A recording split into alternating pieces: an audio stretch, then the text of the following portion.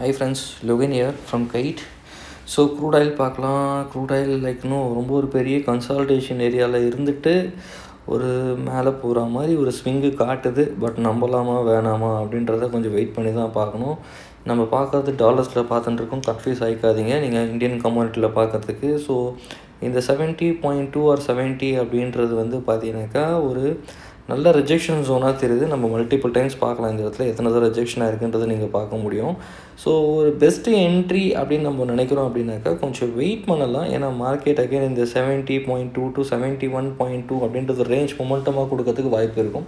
So 71.2க்கு மேலே market ஒரு நல்ல மொமெண்டமோ நல்ல மூவிங்கோ க்ளோசிங் வைக்கிற பட்சத்தில் நம்ம அடுத்த பை போகலாம். அதேமாரி 70.2 69.7 அப்படின்றது சைட்வேஸாக மாறும். ஒருவேளை கீழ்ப்பக்கம் போக ஆரம்பிக்குதுன்னா அகைன் 69.5க்கு கீழே ஒரு க்ளோசிங் வைக்கிற பட்சத்தில் மார்க்கெட் நல்லா க்ரூடாக கீழே போகலாம். ஸோ 2 ரேஞ்சு தான் இப்போ நம்ம இந்த இடத்துல பார்க்க முடியும். இது 71.2க்கு மேலே போகுதா இல்லை 61.5க்கு கீழே மார்க்கெட் செல்லிங் கொடுக்குதா அப்படின்றத பார்க்கணும். ஸோ டெக்னிக்கல் நம்ம என்ன சொல்கிறோமோ அதை மட்டும் பார்க்காம இது ஒரு எஜுகேஷன் பர்பஸ் தானே தவிர இது ஒரு ரெக்கமெண்டேஷன் இல்லை. நீங்களும் உங்கள் சைட்லேருந்து தெளிவாக உங்கள் டெக்னிக்கலை தெரிஞ்சுக்கிட்டு ட்ரேட் பண்ணுறது பெட்டர். Thank you so much.